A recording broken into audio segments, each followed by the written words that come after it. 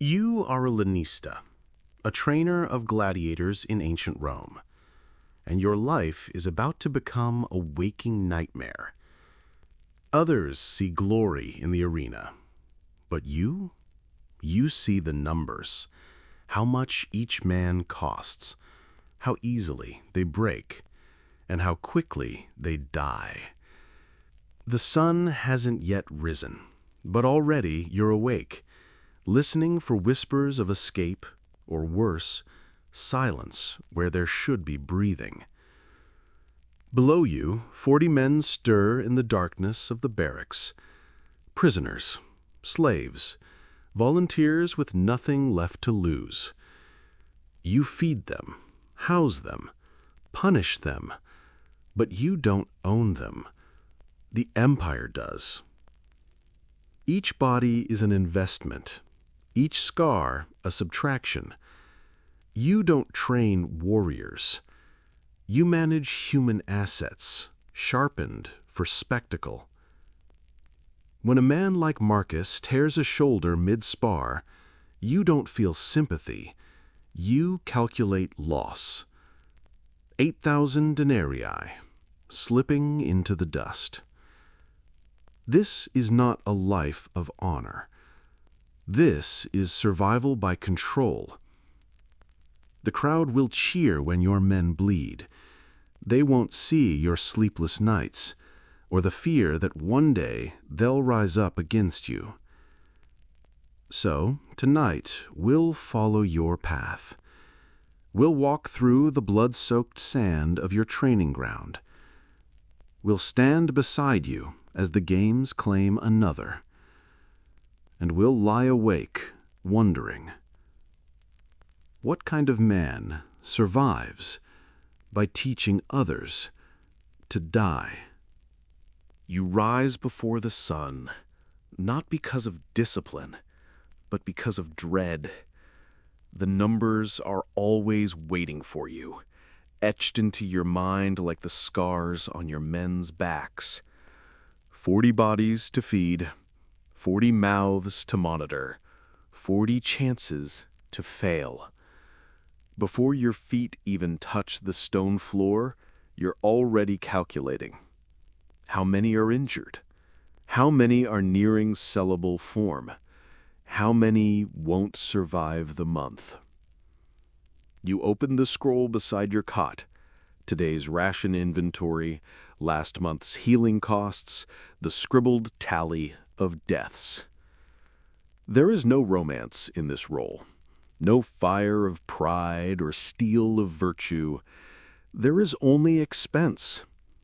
A gladiator costs more than a farm, more than a villa, more than most men will earn across their entire life. And yet, you must break them, and feed them, and mend them. All while knowing every coin spent is a risk. Every step they take is a gamble. You sip a cup of sour posca, cheap vinegar and water, the drink of your fighters. No wine, no luxury, just fuel. The barracks groan as the first few men stir below. It's nearly time to begin the day's punishments, drills, and calculations. But for one moment more, you breathe in the silence. Not peace, but a pause between the deaths. Down in the kitchen, the cook begins preparing the morning's slop. Not a feast, not even a meal, a strategy. Barley porridge, cheap, filling, dense. Lentils for slow-burning strength, and a splash of vinegar in water, posca, believed to harden bones. Not for flavor, for function. You don't feed them to make them happy. You feed them to keep them standing. They must be heavy, muscular, resilient, like bulls bred for slaughter, but not strong enough to revolt, not alert enough to organize. Your balance is delicate, A man well fed is dangerous. A man too weak is useless. You walk that edge every day, seasoning their survival with measured scarcity. Some Lanista whisper of secret blends, powders in their food, herbs to dull pain, concoctions to crush willpower. You've tried a few. Some work, some make them vomit, some make them docile, too docile. You once lost a promising recruit who simply stopped moving. Heart gave out, body shut down, all from trying to save a few denarii on imported barley. You mark it in your ledger with a single line: dark mix, failure, 3,400 lost. Even their deaths must be accounted for. Out in the yard they line up with their bowls. Scarred hands, sun-baked faces, eyes that no longer dream. You study their posture. Who limps? Who hides pain? Who might cost you soon? Because in the end, it isn't just flesh you train. It's capital. And you're a man managing meat. The sun rises just high enough to cast shadows over the sand. Time for the rudis. They're not real swords. Not yet. Just weighted wood, smoothed by the grip of 100 broken men before them. But in this arena, they are heavier than steel. You watch as your men lift them, some with trembling arms, others with too much pride. That's what kills most of them early on. Pride. Thinking they're warriors before they've bled for it. Lucius, a former cavalryman, rolls his shoulders and swings too wide. A mistake. You snap the rod against the back of his thigh, not to punish, to remind. This place doesn't reward strength. It rewards obedience. They practice in pairs, mirror drills, perfecting the rhythm. Step, strike, block, return. Over and over, until it burns into their bones. You've seen the best of them die in training, not from the blade, from infection, from exhaustion, from refusing to slow down. So you pace them like livestock, short bursts, sudden commands. Rest when you say so. One of them drops the rudis and stares at his hands, calloused, split, bleeding. You step in close, whisper just loud enough. Your hands are not yours anymore. They belong to the crowd. And you mean it. Because in this place, pain isn't a punishment. It's preparation. For the real steel. For the real screams. For the real profit. Back in your quarters, you flip open the day's ledger. Every mark is a wound. Every name a debt. You track their weight, their injuries, their fights. Not for glory, for cost projection. Gaius lost a tooth, reduced jaw strength, -200 denarii. Marcus favors his left foot, possible sprain. Observe next 3 sessions. If worsens, replace. You have no healers. You have a salve man. Cheap, quiet, efficient. He rubs oil into muscle, sets broken fingers, and never asks questions. Pain is normal here. Too much healing is suspicious. The whip you carry is not ceremonial. It is financial control. 1 lash costs nothing. A rebellion costs everything. You remember that time in Capua. One Lanista thought he could run a ludus without discipline. Within 3 weeks, 5 men were dead. By week 4, his own throat was opened with a spoon. The whip doesn't just train the body, it silences the soul. And the men know this. They flinch when you approach, not because of fear, but because they still calculate how close they can get to breaking before you notice. So, you notice everything.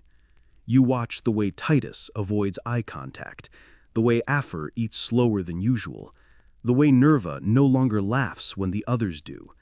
Each tells you something. Each is a number in the equation of control. And in Rome, survival isn't about mercy. It's about margins. Feeding men sounds simple. But you don't feed men. You fuel assets. The gladiator diet is not a reward. It's a formula, calculated to the bone, literally. Barley porridge, lentil mash, a bitter drink of vinegar and ashes, sometimes figs, rarely meat. Not for taste, for density, for weight. You've learned that a heavier man bleeds slower. And bone mass?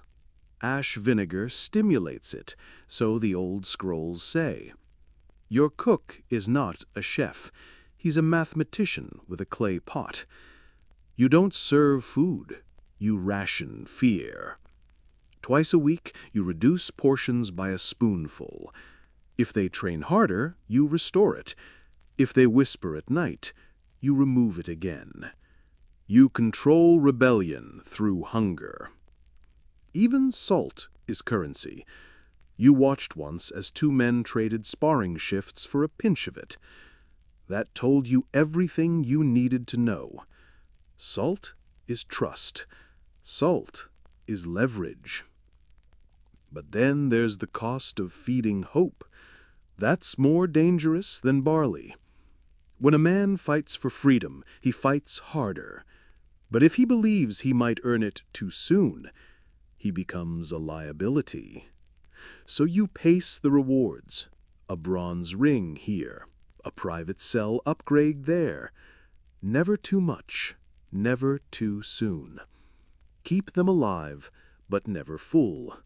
Because a hungry man fights for food, but a starving man burns your ludus to the ground.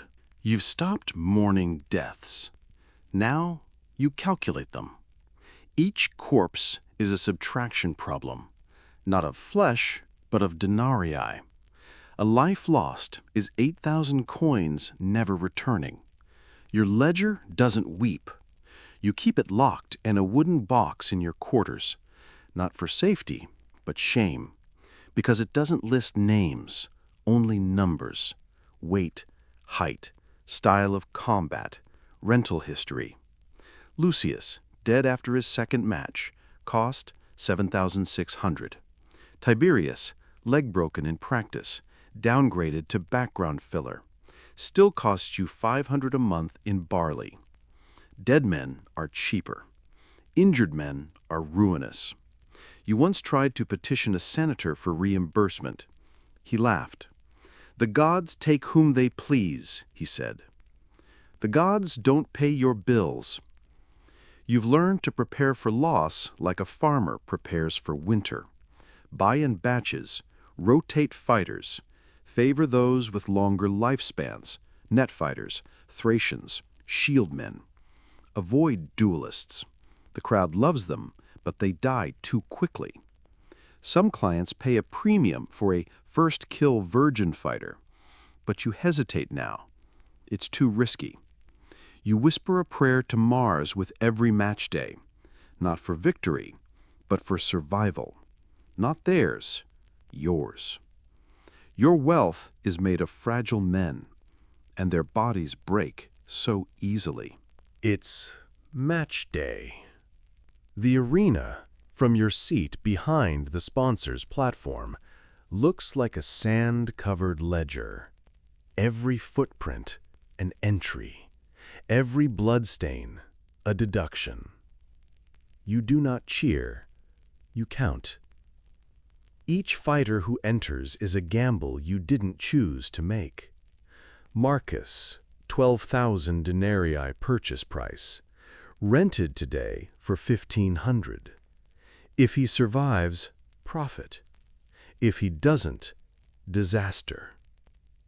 You've done this calculation so many times, your heart no longer flinches, but your knuckles still whiten on the railing.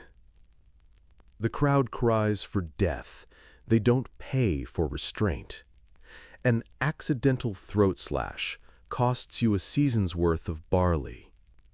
Even a draw can be ruinous, a broken arm, a dislocated hip.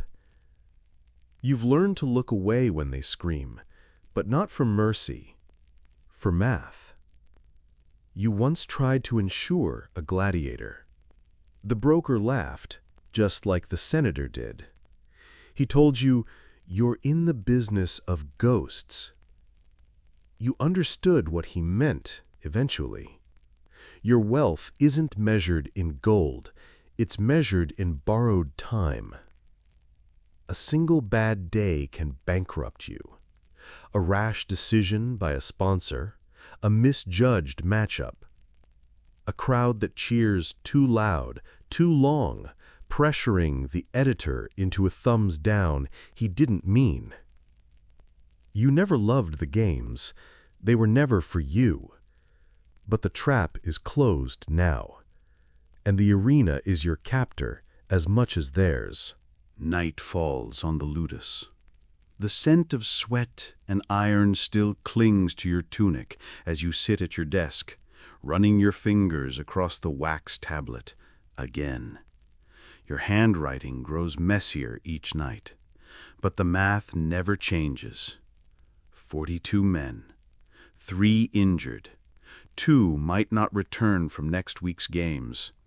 Your projected income for the next month hangs by the thread of someone else's blade. The fire crackles. Your dinner sits untouched. Instead, you sip Posca and stare at the list of names. Each line a man.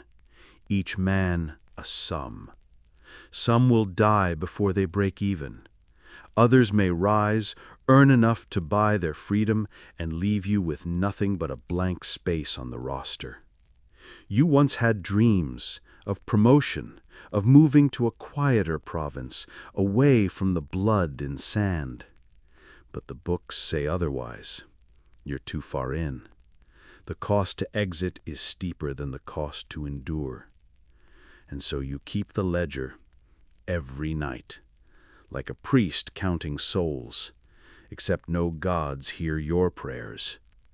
Outside, a young recruit coughs in his sleep. Inside, you draw a small X next to his name. Not because he's dead, but because he will be. The numbers told you so. And still, at dawn, you'll open the gates again, because the arena doesn't rest, and neither does the debt. Before the city stirs, before even the roosters of Rome clear their throats, you are already walking the length of the training yard. The sand is cold beneath your boots. It will be soaked with blood and sweat by midday. In the half-light, your breath clouds the air, and your hand instinctively reaches for the staff that leans against the doorway. Not a sword. Never a sword. That's for the games. Here, your weapon is discipline. The gates groan open, and 40 men file into the yard, some limping, some dragging armor behind them, others still shaking the sleep from their limbs. They do not speak, not unless spoken to. You raise the staff and strike the dirt once. The sound echoes, a rhythm they now fear more than the trumpet of the arena. Their eyes flick to you, not in defiance, not yet, in calculation. How much pain will today bring? One of them, new, still sunburned from the march to Rome, wavers at attention. You walk past him slowly. You do not shout. A single nod brings 2 veteran guards to his side. He will not make it through training. You've seen that look before. Your job is not to care. The sun is not yet over the rooftops, but your world is already awake. And here in the ludus, dawn does not mean light. It means work. Training begins not with steel, but with the rudus, a wooden sword, light in the hand but heavy with humiliation. To the outside world, it looks like a toy. To your men, it's a curse. It means they are still animals in need of breaking. Every man here begins with it, even the ones who once commanded troops in foreign wars, even the ones who bragged about killing lions in the desert. Here, they all start the same, stripped, sweating, swinging wood. You walk the perimeter in silence, the staff resting across your shoulders. Each man strikes a dummy again and again, 40 chests heaving, 40 arms trembling. This is not training for skill. This is training for obedience. You stop behind a Gaul who once claimed to be a prince. He grits his teeth, breathing hard. He's using too much strength, burning out too fast. You tap the back of his leg with the staff, a warning. He nods and adjusts. It takes weeks to teach economy of motion, years to teach composure. But today isn't about improvement. It's about watching who cracks. One stumbles, another cries out in pain. You do not stop the session, not for injuries, not for tears, not even for blood. Your philosophy is simple. A gladiator must fear your training more than death itself. Only then will he step into the arena and survive, or at least die well. The sun rises higher, but no shade finds the training yard. This is by design. 5 hours, every day, without fail. The men march in endless circles, carrying shields that weigh nearly as much as a child. You make them hold their swords above their heads until their arms shake and the sweat runs into their eyes like tears. It is not cruelty, it is survival. The arena does not forgive weakness, neither can you. A Thracian slave drops his shield. Too soon, too weak. You bring the staff down across his back, a sharp crack that echoes off the stone walls, not because you enjoy it, though some whisper you do, but because he must learn. Better a bruise now than a spear in the gut later. Nearby, 2 recruits spar with wooden swords, their movements clumsy, frantic. The crowd will laugh at them if they fight like this in the arena. Worse, the crowd will get bored, and a bored crowd demands blood. You step between them, stopping their panting duel with a single raised hand. Again, you say, voice low but cutting through the noise. They begin anew, slower this time, more deliberate. Fear has sharpened their focus. By midday, the yard smells of sweat, iron, and desperation. Men collapse on their knees, too tired to stand. You let them stay there, for a moment. Then you strike the staff against the dirt, once, twice. Time to rise. The training is not over. It never is. By the 3rd hour, they move like ghosts, silent, broken, obedient. Now comes the rope wall, 12 feet high, slippery with sweat and oil, impossible if your arms tremble, and still you force them to climb. One by one, they claw their way up. Some fall. You say nothing. The wall will speak for you. Beside the wall, others perform drills with the rudis, wooden training swords longer than most real ones, heavy as hammers. They swing in unison, 100 cuts, 100 thrusts, again, again, again. Their shoulders burn, their calluses split, But repetition is the only teacher that never forgets. You watch a young recruit from Hispania, barely 16. He moves too quickly, relying on speed over form. You stop him with a hand on his chest. Your enemy is not slow, you say. He is patient. You place the rudis in his hand again and guide his arms, shoulders low, wrist tight, weight centered. He nods, eyes focused. He wants to survive. They all do. You nod once and move on. By now, the dust clings to their skin like another layer of clothing. The sun turns everything gold and cruel. This is how you separate the living from the soon-to-be dead, through repetition, exhaustion, and silence. Only the strong will see tomorrow, and only the obedient will live long enough to earn you profit.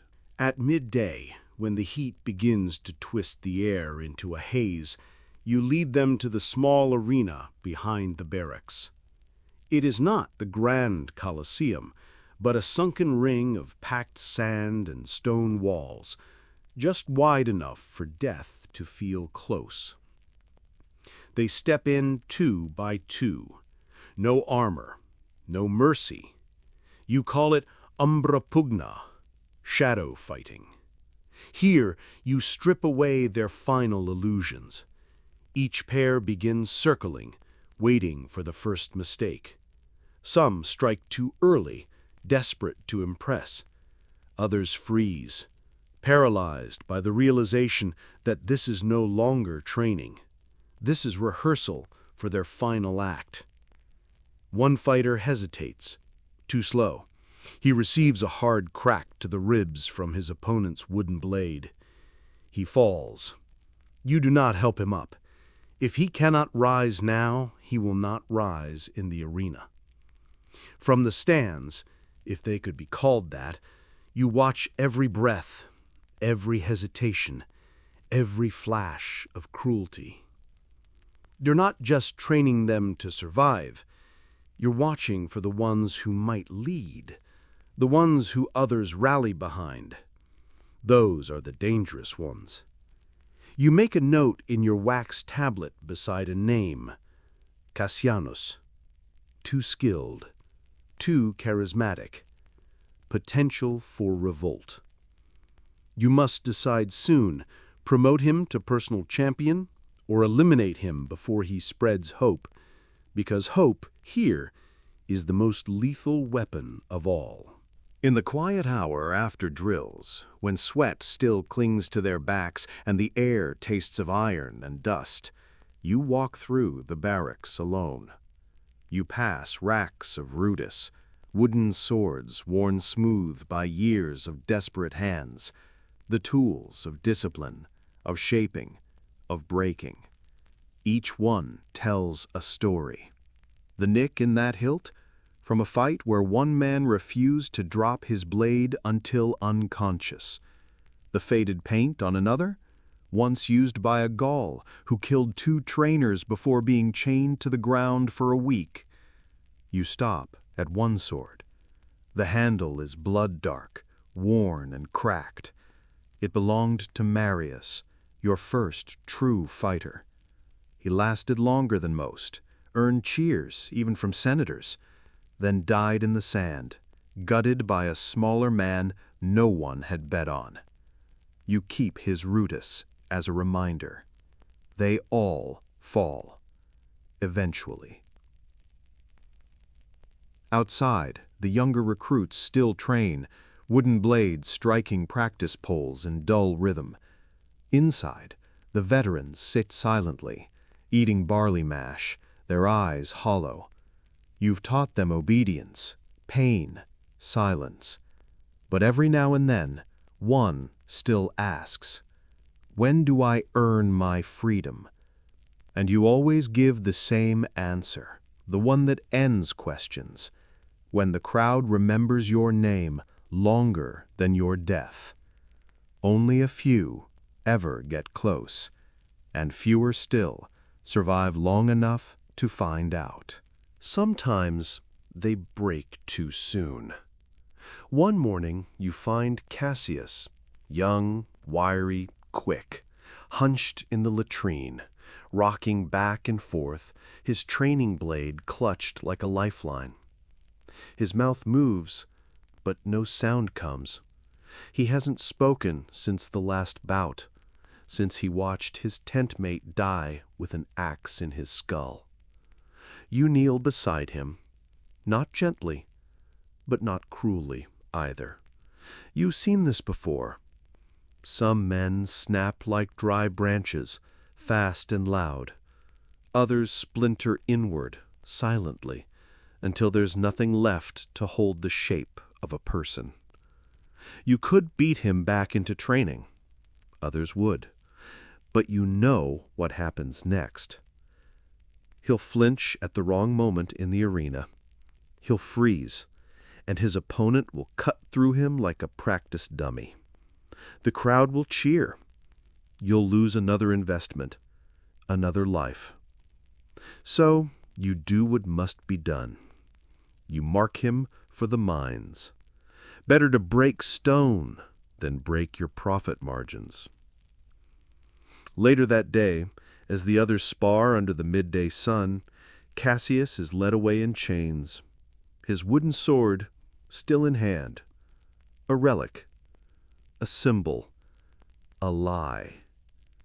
No one speaks of him again. The line closes. The drills continue. Because in the ludus, memory is a weakness, and weakness spreads. You turn your eyes to the next recruit, fresh, wide-eyed, still believing this is a path to glory. And you begin again. By evening, the sun dips low behind the stone walls of the ludus, casting long shadows across the dirt yard. You walk the perimeter one last time, your whip coiled at your side like a sleeping snake.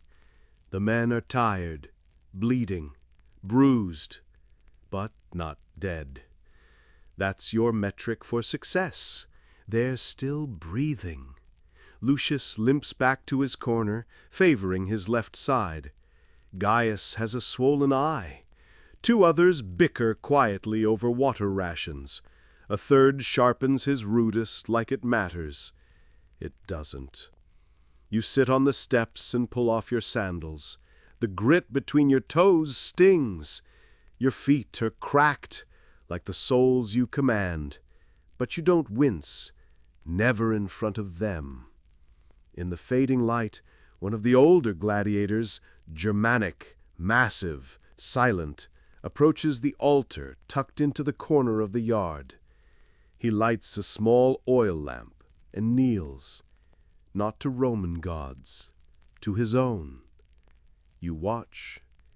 Even in this place, men pray. Not for freedom, not for mercy, but for clarity, for strength, for a good death. You understand. You never pray, not with words, but the whip in your hand is a kind of prayer, a plea for order, for control, for a world that doesn't rip itself apart from the inside out. Above, the crows settle on the roof beams, dark shapes against the twilight, watching, waiting. You rise without a word, descend into your chamber, and close the door behind you. Tomorrow it begins again. The dust, the blood, the breaking. The training ground is loud, brutal, filled with cries and commands. But the real war begins once silence falls. You lie awake on your cot above the ludus, the heavy wood groaning beneath your weight. Below you, beneath stone and floorboards, 40 men sleep in cramped quarters, or pretend to. You've trained your ear to hear what others wouldn't. The shift of hay when someone rolls over too deliberately. The almost inaudible metallic brush of sharpened stone on rusted iron. The heartbeat of conspiracy in the quiet. Your whip hangs beside the door, not for discipline, for survival. Because you've seen it before. The man who stares too long at the lock. The one who skips meals for 3 days, silently planning a hunger-led escape from life itself. The sudden friendship between two former rivals, now whispering over stale bread. Control isn't built with chains. It's built with knowing. Knowing when someone is grieving too quietly. Knowing when laughter rings just a beat too false. Knowing when the spark behind someone's eyes isn't courage, but calculation. You stare at the ceiling as footsteps pass under your floorboards. Was that someone fetching water, or testing the weight of their chains? The lantern burns low beside you. You don't sleep much anymore, because you understand. The most dangerous gladiator isn't the strongest or fastest. It's the one who's made peace with dying and wants to take you with him. You watch them eat, not just to ration barley and lentils, but to read their spirits. The gladiator who skips his meal without complaint isn't fasting. He's deciding. Deciding if it's better to die tomorrow in the arena or tonight, quietly, with a shard of clay in the dark. You learned long ago that hunger is not always about food. One week, a new recruit, barely old enough to shave, starts pushing his bowl away half full. You pull him aside. He says nothing, just stares at the ground. You've seen that look. It means he's gone already.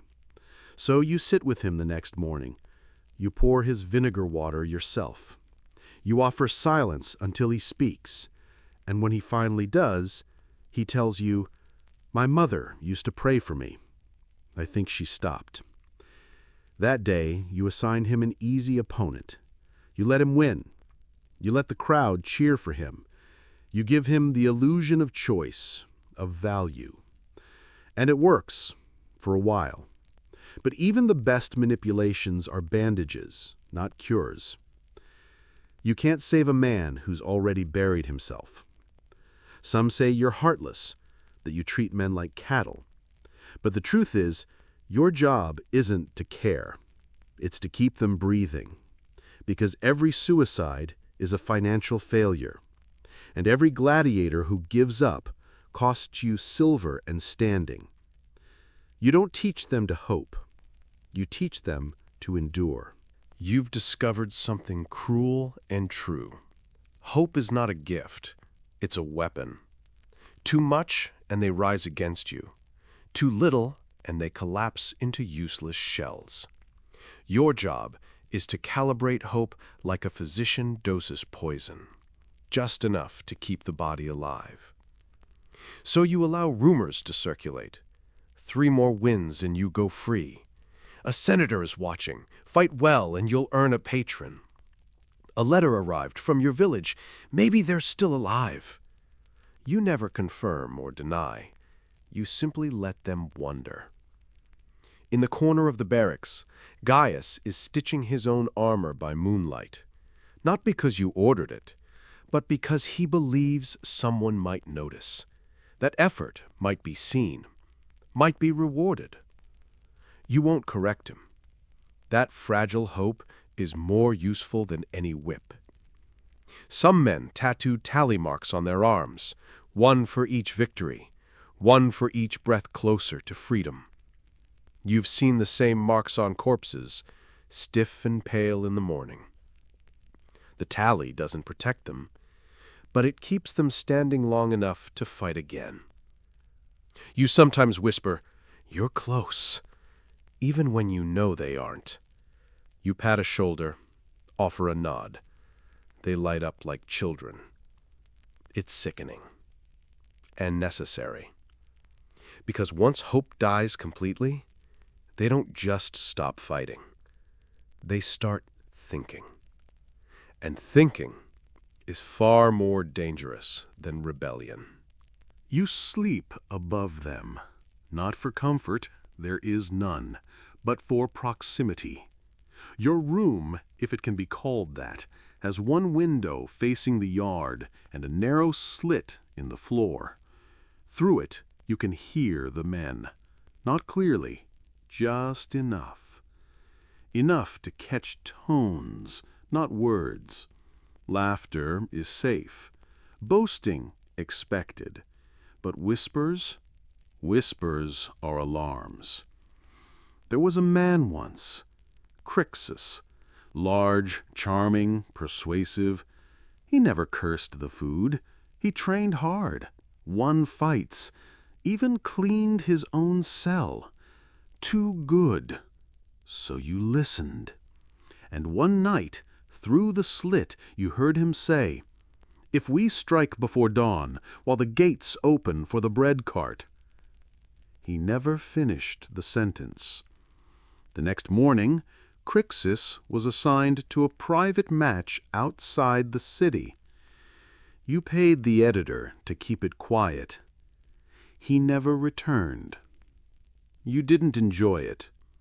You didn't flinch either.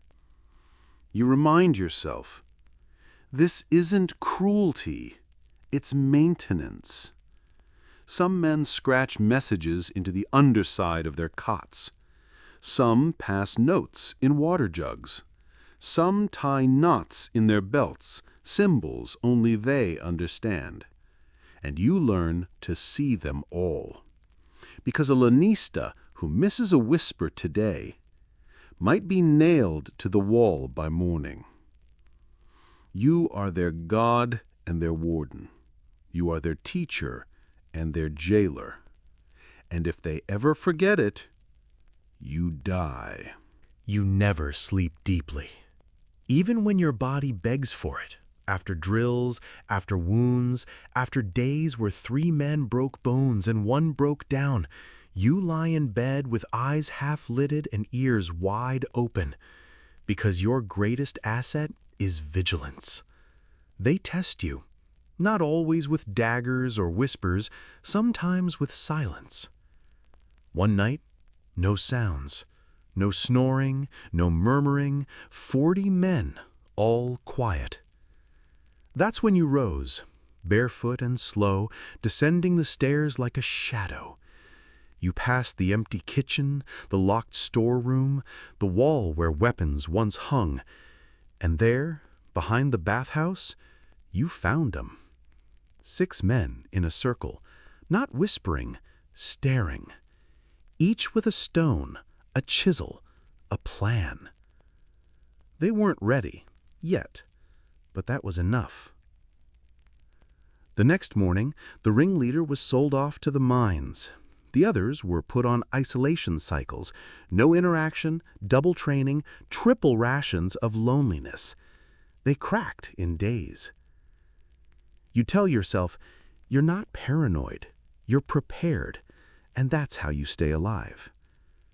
Every night you rotate sleeping positions, sometimes in your cot, sometimes behind the training pit, sometimes standing at the end of the corridor in full shadow. Your men don't know where you are. That's the point. Because even if they see the whip, the sword, the cell, what truly keeps them obedient is the idea that you are always awake. There's something more dangerous than steel inside your ludus. It isn't poison. It isn't hidden blades. It's hope. Hope spreads like a fungus beneath the surface, quiet, slow, invisible at first. A whisper of escape here, a rumor of freedom there. It begins when one man survives 3 fights, when another earns cheers from the crowd, when someone claims they overheard a senator saying, "He's too good to be a slave." That's when you act. You swap sleeping cells. You break alliances. You divide old friends. You assign a Thracian to train with a Gaul. Natural enemies, natural friction. You promote a rookie to drill sergeant, knowing it'll breed resentment. Because unity is your downfall. It only took one name to light the fire last time, Spartacus. One man who believed in more than survival. You know the stories better than anyone, how he convinced the others that Rome could be burned, that chains could be shattered, that one gladiator could become a general. That story still lives in the eyes of every new recruit. And so you smother it. Not with violence. Violence creates martyrs. But with subtlety. With exhaustion. With enough small humiliations to crush dreams before they grow roots. By the time they realize freedom was a lie, it's too late. They're too tired, too alone. And still, sometimes late at night, you wonder, if you were one of them, would you try to run? Some nights, you sleep with a dagger under your pillow, not because you're afraid of dying, but because you're afraid of dying poorly. You've trained men how to kill with speed, force, and grace, but the kind of death a gladiator saves for his trainer is rarely graceful. It's whispered among Lanisti. The one who gets too comfortable dies in his own latrine. So you stay alert. You change your routines. You never eat food offered by slaves. You keep keys hidden in 3 different places. And when a door creaks at the wrong hour, your body stiffens before your mind even wakes. Your villa overlooks the barracks, designed that way for control. But from up here, it also looks like a tomb. 40 breathing threats, locked together in a pit, dreaming of blood. You scan their faces each morning. Who's too quiet? Who's suddenly respectful? Who's pretending not to limp? It's not paranoia if you've seen it happen. Cassius, the recruiter, strangled with his own belt. Domitius, the whipmaster, found dead in the training yard, trident through his back. Both thought they were feared. Neither were respected. That's the lesson Rome teaches over and over. Fear without honor is brittle. Control without compassion is poison. And as you look down on the men you've molded into killers, you wonder, how many of them dream of your death in vivid, patient detail? There is a name you never speak aloud, but it haunts every stone of your ludus. Spartacus.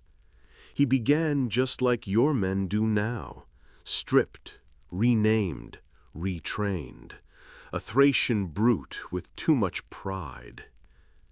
But what you see in reports, what you teach your recruits, is only half the story. The truth is, Spartacus didn't just escape. He led 70,000 like him. Gladiators, slaves, shepherds, field workers, turned into an army under his command. 3 years of Roman blood spilled across the countryside, all because a Lanista thought he could break a man's will the same way he broke his bones. And now, in the silence of your quarters, that fear lingers. It's why you pace the balcony at night. It's why you rehearse escape plans you'll never use. It's why you flinch at unfamiliar voices in the corridor. Because deep down, you know, Spartacus was not a mistake. He was a warning, a reminder that you are never in full control, that inside every obedient nod, there may still live a spark of rebellion, that any man, under the right pressure, can stop being a prisoner and start being a fire.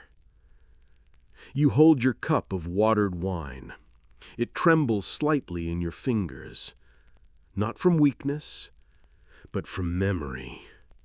Because one day you too may face a man you trained, with nothing left to lose, and everything still burning behind his eyes. You stand at the edge of the training yard as the sun climbs over Rome's tiled rooftops. Your gladiators are alive, for now. The bookkeeping is done, the weapons returned, the blood is cleaned from the sand. And still, you feel more alone than any of the men behind bars. You are surrounded by bodies, but untouched by companionship. You are respected by none, feared by all. You are essential, but unwelcome. Needed, but never embraced. Your role sits in the shadow between classes, not quite noble, not quite dishonorable, but forever watched with suspicion. The senators may nod when passing you in the street, but their eyes whisper what their mouths never do. That man trains animals to kill. That man profits from pain. That man should not be near our daughters. And so your invitations never come. The banquet tables remain full, but never with your name carved into the wax of a folded scroll. You dine alone. You walk alone. And when the games end, you bury your dead alone. Among the gladiators, you are godlike, untouchable, wrathful, the one who decides if they live another week. Among Romans, you are something else, an embarrassment. Even your victories, your champion's name shouted across the forum, belong to someone else, to the editor, to the sponsor, to the emperor. You only supplied the flesh, you only sharpened the blade, and yet you are the one who dreams of their faces at night. Not the crowd, not the poets. You. Because in the end, even the forgotten must remember. At home, the silence is different, but not softer. Your wife sits across the table, her eyes tracing the rim of her cup, not yours. She speaks little, not because she lacks words, but because she fears which version of you might answer. The trainer? The executioner? The man who orders a whip cracked before breakfast? She once knew you as a soldier. That was easier to explain to neighbors. Now, when they ask what you do, she says only, "He works near the arena," and changes the subject. Your son doesn't ask what you do either. He already knows more than he should. He heard the gladiators once, chanting before a bout, their voices low and unbroken. He asked you why they sounded like animals. You didn't have an answer. Now he avoids the ludus walls. He walks a wide arc around the barracks when he plays in the courtyard. And when you shout, just once, to call for a servant, he flinches, as if struck. It is not your rage that wounds him. It is the fear that perhaps you no longer know when you are being watched. At night, your daughter prays to Venus for beauty and to Mercury for swift escape. You hear her whisper it, and you wonder, not for the first time, if your own family prays to the gods to keep them safe from you. You are wealthy by Roman standards. You own land, servants, your own ludus. But you are not welcome in the baths of senators, nor trusted in the alleys of the poor. You walk the line between castes, belonging to none. The elites who hire your gladiators for their games send you gold, but not invitations. They'll toast your fighters' courage, then refuse your presence at their feasts. To them, You're a butcher with a bank account. Blood money, no matter how neatly laundered, always smells faintly of iron. And the plebs, the commons, they cheer your men in the arena, but when they see you in the market, they lower their voices.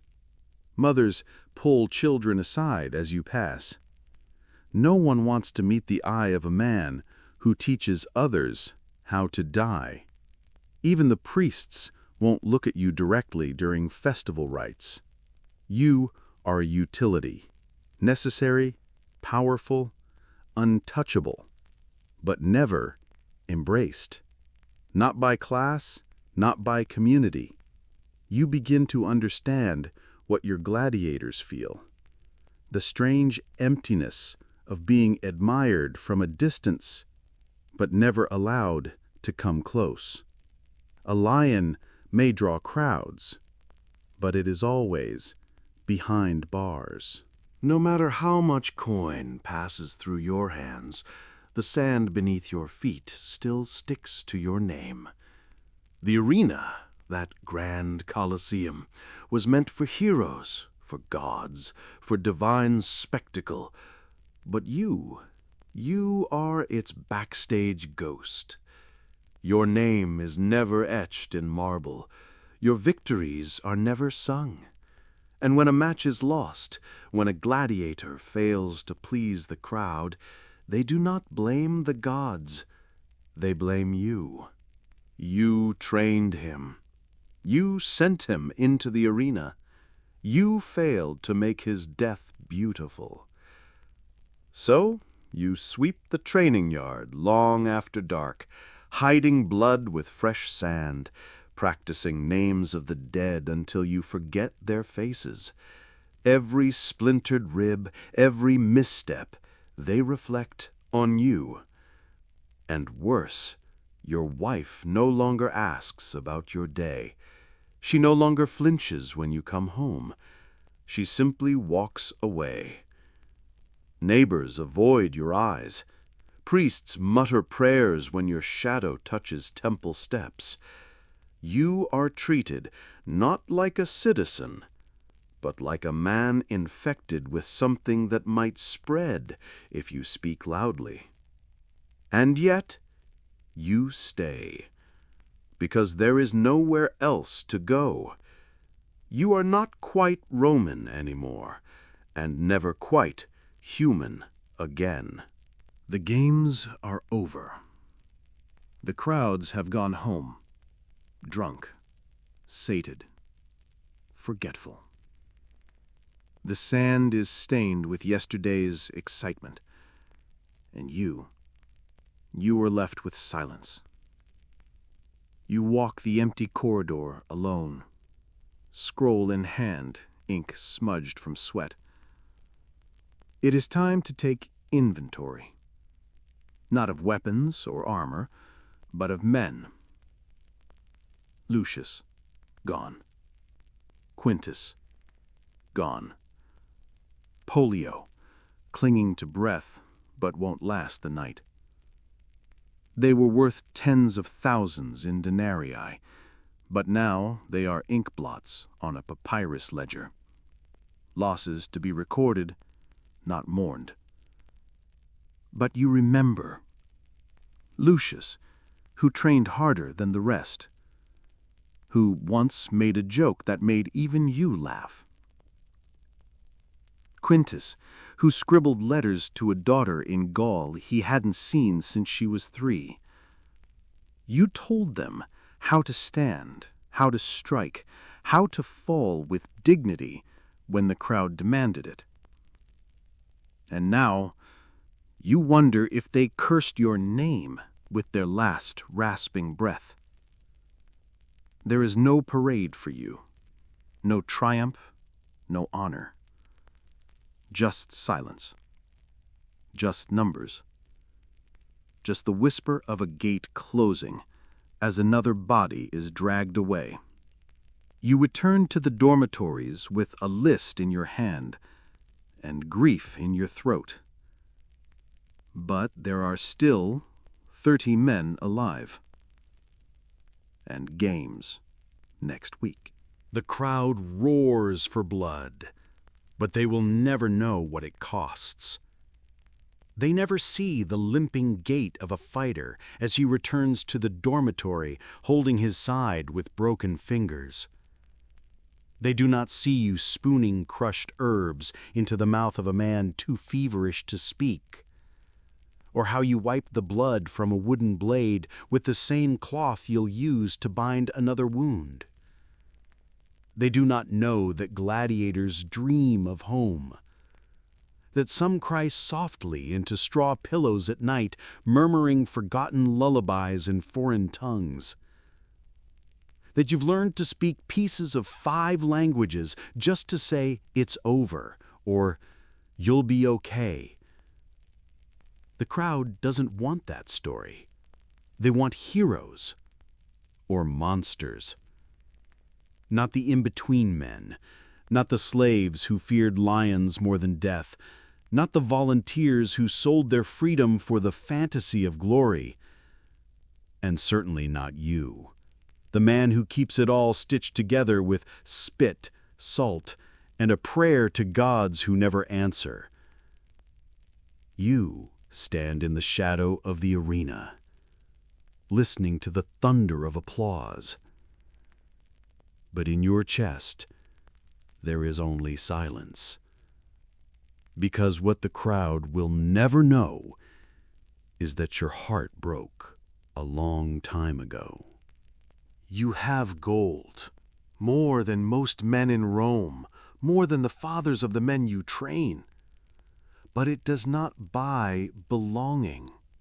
You are not a senator, not a soldier, not even a merchant with a good name. You are a Lanista, a necessary evil, a dealer in blood and broken bones. The senators who order your gladiators will never invite you to dine beside them. The priests will not bless your home. The poets will not write your name.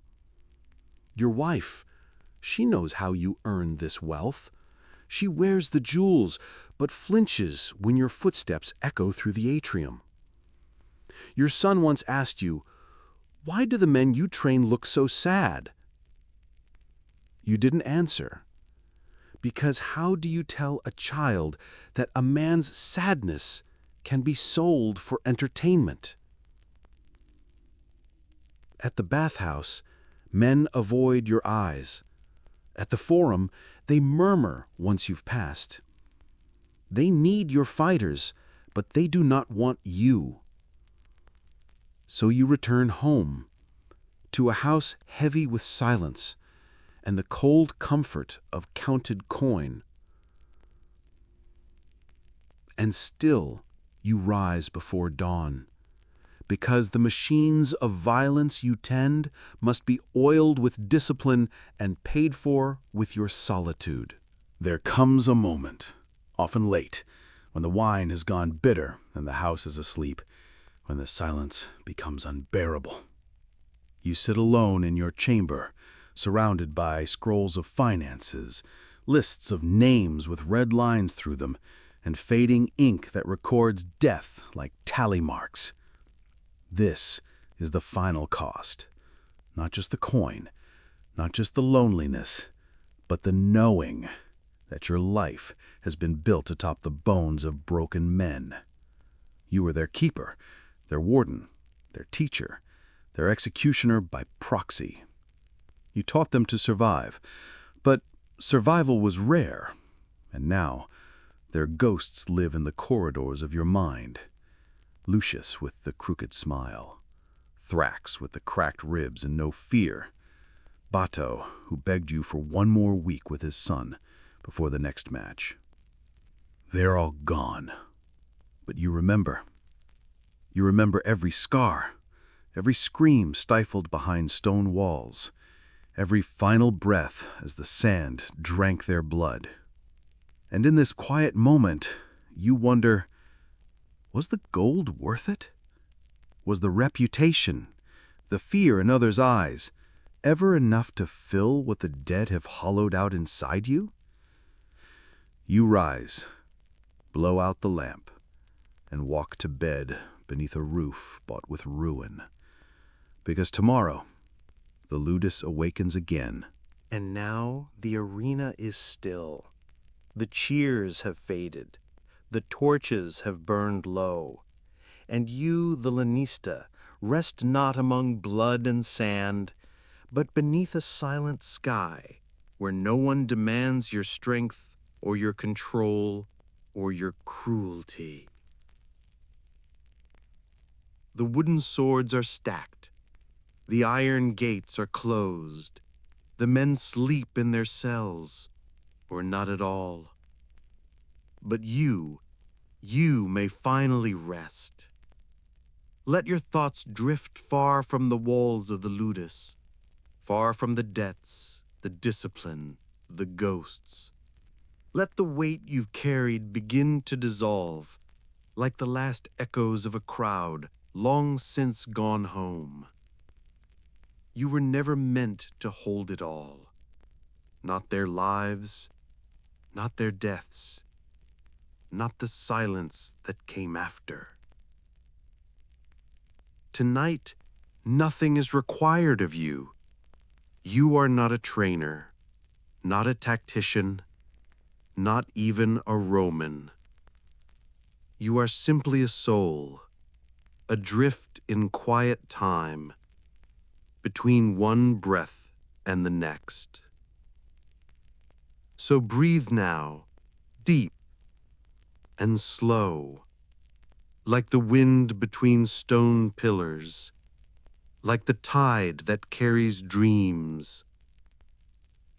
Let sleep wash over you, soft and invisible, as the world fades to gray. There is no whip in your hand, no schedule to keep, no name to uphold. Only stillness, only peace, only rest. Good night, Lanista. You have done enough. Let the sand settle. Let the dawn wait, and let your body finally sleep.